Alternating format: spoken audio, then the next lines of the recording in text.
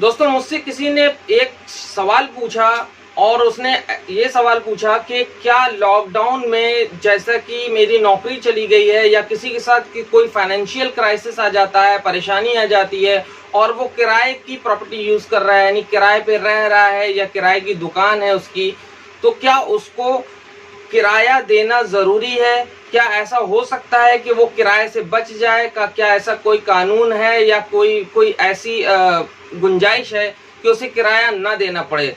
इस पर कोई कानूनी राय चाहता था वो, तो इसीलिए मैं आज ये वीडियो बना रहा हूँ जो सबके लिए है। और सवाल है, बहुत बड़ा सवाल ये है कि क्या लॉकडाउन के दौरान जबकि सब फाइनेंशियल क्राइसिस से जूझ रहे थे, उस दौरान क्या उसे किराया देना पड़ेगा? क्या हमको किराया देना पड़ेगा? तो दोस्तों सबसे पहले इसके लिए आप कुछ चीजों को बहुत गौर से समझिए और वीडियो को बिल्कुल स्किप मत कीजिएगा। बहुत फायदेमंद वीडियो है और आपको आपके एक बहुत खास अधिकार के बारे में पता चल जाएगा और साथ ही साथ आपकी जो डाउट है वो दूर हो जाएगी। तो देखिए दोस्त, क्या होता है कि सेंट्रल गवर्नमेंट क्लस्टर होता है एक, दूसरा नंबर स्टेट गवर्नमेंट आता है, उसके नीचे क्या आते हैं? रेंट कंट्रोल अथॉरिटी, फिर लैंडलॉर्ड, फिर रेंटर। तो अब क्या होता है कि देखिए, सबसे पहली बात तो ये कि अगर आप सीधे अल्फाजों में पूछें कि क्या मैं किराया ना दूं, तो देखिए ये अभी जो लॉकडाउन हुआ इसमें कुछ सरकारों ने ये घोषणा की। जैसे कि अगर एक एग्जांपल के तौर पे दिल्ली की गवर्नमेंट को ले लें, तो दिल्ली की गवर्नमेंट में जो सीएम है अरविंद केजरीवाल, उन्होंने ये बोला कि कोई भी लैंडलॉर्ड अपने रेंटर से यानी किराया वसूल ना करे जब तक कि लॉकडाउन है, और अगर उसके साथ कोई प्रॉब्लम आती है तो उसका जो किराया है वो स्टेट गवर्नमेंट पे करेगी। लेकिन ये एक दिल्ली की गवर्नमेंट ने बोला, दिल्ली स्टेट के सीएम ने बोला, हर राज्य के सीएम ने या हर राज्य में अलग अलग घोषणाएं हुई, हर राज्य में लागू नहीं होता।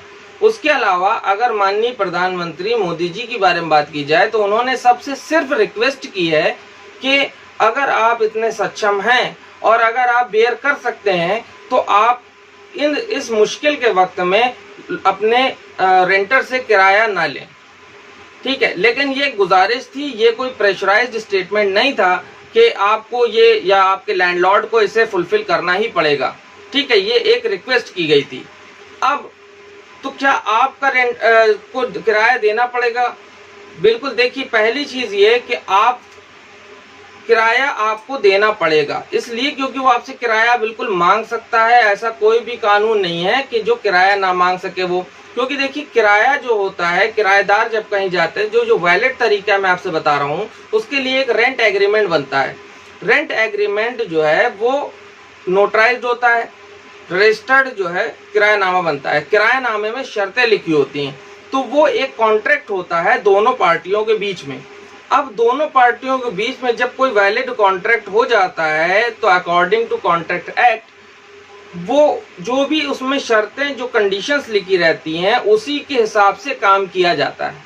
लेकिन कई बार ऐसा होता है कि ना चाहते हुए भी किसी लीगल या किसी वैलिड कॉज की वजह से एक पार्टी अपने उस टर्म को फुलफिल नहीं कर पाती, तब क्या होगा? तो देखिए, पहली बात तो ये कि अगर इसको मकान के बारे में या दुकान के किराए के बारे में ले, तो देखिए क्या ऐसा हो सकता है कि लॉकडाउन के दौरान क्या बिजली का बिल मकान मालिक को नहीं भरना पड़ेगा? बिल्कुल भरना पड़ेगा। क्या उसको मेंटेनेंस नहीं कराना पड़ेगा? बिल्कुल कराना पड़ेगा। हाउस टैक्स नहीं देना पड़ेगा क्या? बिल्कुल देना पड़ेगा। सरकार ने ऐसी कोई भी घोषणा नहीं की कि ये सारी चीजों से आप बच जाएं। तो जाहिर सी बात है, वो सारी चीजें अगर करेगा तो वो आपसे किराए की मांग कर सकता है, ठीक है। वो आपसे किराए की मांग कर सकता है, लेकिन इसके लिए आपके पास जो उपचार है, जो आपके पास तरीका है, वो मैं आपसे बता रहा हूं। वो आपके पास दो हैं, ठीक है। वो कौन कौन से हैं कि पहला तो आप अपने मकान मालिक से तालमेल बिठा करके उसको समझाने की कोशिश कीजिए कि साहब हमारे पास अभी परेशानी है और हमारा लॉकडाउन के दौरान हमारा काम धंधा छूट गया है या हमारे काम काज में परेशानी आ रही है, हम फाइनेंशियली लॉस में चल रहे हैं, लिहाजा हम आपका जो किराया है ये धीरे धीरे आगे पे कर देंगे। अगर आपके संबंध अच्छे हैं और ये मामला सेट हो जाता है तो बहुत अच्छी बात है। नहीं तो अगर वो चाहे, लेकिन अब आपको एक टर्म बहुत अच्छा बता देता हूं कि अगर मकान मालिक आपसे एग्री नहीं करता तो भी वो आपको बेदखल नहीं कर सकता, वो आपका सामान बाहर नहीं फेंक सकता, वो आपको घर से जबरन बाहर बेदखल नहीं कर सकता, जब तक कि रेंट कंट्रोल अथॉरिटी से उसके पास परमिशन ना हो और रेंट कंट्रोल अथॉरिटी उस मामले में बीच में पड़ के ये चीज ना कराए। ये रेंट कंट्रोल अथॉरिटी के हाथ में होता है हैंडओवर, जो भी ये एग्रीमेंट होता है उसको फॉलो करवाने का ये इसके ऊपर चार्ज होता है, मतलब इसके ऊपर प्रेशर होता है। ये चाहे तो किसी को बेदखल करा सकती है, वो एक प्रोसीजर होता है उसका, लेकिन मकान मालिक लिहाजा आप सब सीधे समझ लें कि वो आपका सामान नहीं फेंक सकता, आपको बेदखल नहीं कर सकता। उसके अलावा हाँ, मकान मालिक के पास ये ऑप्शन जरूर होता है कि वो आपके लिए मुकदमा दायर कर दे अगर आपने उस एग्रीमेंट को जो है तोड़ा है। मतलब आपसे एग्रीमेंट हुआ था कि हर महीने किराया देंगे, लेकिन अब आप नहीं दे रहे, तो वो आपसे वसूली करने के लिए कोर्ट में जा सकता है। लेकिन दरवाजे आपके लिए भी दोस्तों खुले हैं। ये हमको कानून जो है, हमारा संविधान इसका राइट देता है। अगर आप संविधान को देखें तो संविधान के अनुच्छेद 23 से लेकर के 25 के बीच में आपको इस तरह के टर्म मिलेंगे। अगर आप डिटेल में उसको देखें तो ये मतलब आपको अधिकार मिलता है कि आप अपने शोषण के विरुद्ध या दुर्व्यवहार के विरुद्ध आप कोर्ट में जा सकते हैं। आज के लिए सुप्रीम कोर्ट के दरवाजे हमेशा खुले हैं। सुप्रीम कोर्ट में आप केस मतलब अपील कर सकते हैं और आप उनसे ये बता सकते हैं कि सर ऐसी ऐसी प्रॉब्लम होने की वजह से मैं इस कंडीशन में हूँ कि मैं किराया अभी नहीं दे सकता। तो उसमें क्या होगा कि सुप्रीम कोर्ट अगर इस चीज को या कोर्ट अगर इस चीज को समझेगा तो वो आपकी उस फाइनेंशियल स्थिति को ध्यान में रखते हुए कुछ एक्सटेंशन देगा। लेकिन फिर भी इस बात को याद रखें कि आपको किराया देना ही पड़ेगा।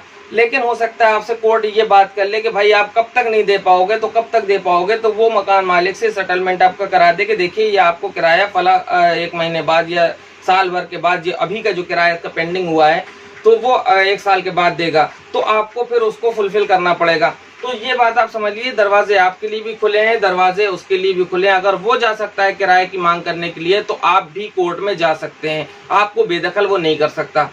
तो इसको छोटी सी बात में अगर आप समझ लें कि लीगल वे क्या होता है। सोचिए कि अगर हमने किसी पार्टी से ये एग्रीमेंट किया कि भाई हम आपको ये पैसा भेज रहे हैं, आप हमको इसके बदले माल दोगे, ठीक है। अब हमने 21 मार्च को हमने पेमेंट ट्रांसफर कर दिया माल का एडवांस में। अब वहां से हमारे पास माल आना था, लेकिन 25 तारीख से लॉकडाउन हो गया। अब उसकी वजह से वो माल को नहीं बेच पाया, 1 महीना ओवर हो गया, ठीक है। तो हम उसके लिए केस कर सकते हैं कि हमारा माल इसने नहीं ला के दिया, जिसने कॉन्ट्रैक्ट को मतलब तोड़ा है बेशक, लेकिन उस दौरान कोर्ट इस बात को बिल्कुल देखेगा, समझेगा कि क्या ये वायलेट आपका आर्गुमेंट था, क्या कोर्ट वाकई आपने अगली पार्टी ने उस कॉन्ट्रैक्ट को तोड़ा है। कुछ कॉन्ट्रैक्ट मजबूरन फुलफिल नहीं हो पाते। जब लॉकडाउन के दौरान उस माल को नहीं डिलीवर किया जा सकता था तो वो कॉन्ट्रैक्ट तोड़ना सरासर इलीगल नहीं माना जाएगा, ठीक है। तो बस बात यही समझ लीजिए कि कोर्ट आपकी भी सुनेगा, उसकी भी सुनेगा। बहरहाल आपके पास ये ऑप्शन है कि आपको बेदखल नहीं किया जा सकता जब तक रेंट कंट्रोल अथॉरिटी उस पर हस्तक्षेप ना करे। लेकिन ये भी आप समझ लीजिए कि आपको किराया देना पड़ेगा, कोई भी ऐसा शर्त नहीं है कि आप किराया ना दें। हाँ, अगर आपके रेंट एग्रीमेंट में लिखा है कि अगर ऐसी कोई क्राइसिस आ जाती है तो आप किराया नहीं दोगे उस दौरान, तो आप बिल्कुल ना दें, कोई दिक्कत नहीं है। लेकिन अगर नहीं लिखी है तो भाई आपको किराया देना पड़ेगा। और इसी वजह से बार बार मैं कहता हूं कि अगर आप रेंट पे ले रहे हैं तो आप रेंट एग्रीमेंट को रजिस्टर्ड करवाएं, क्योंकि बिना ऐसे आपके साथ भी अन्याय होगा और आप कोर्ट में जा भी नहीं पाएंगे। तो दोस्तों, उम्मीद करता हूं आज के वीडियो आपको पसंद आया होगा, आपके सवाल का जवाब भी मिला होगा। और बहुत से लोगों की भी ये समस्या है जो पूछ नहीं पा रहे हैं। तो दोस्तों, इस वीडियो को बहुत ज़्यादा शेयर कीजिए, लाइक कीजिए, और कुछ पता करना चाहते हो, जानना चाहते हो तो हमें कमेंट कीजिए, ज़्यादा से ज़्यादा शेयर कीजिए। मैं आपका दोस्त फरहान एक बार से फिर हैव ए ग्रेट डे।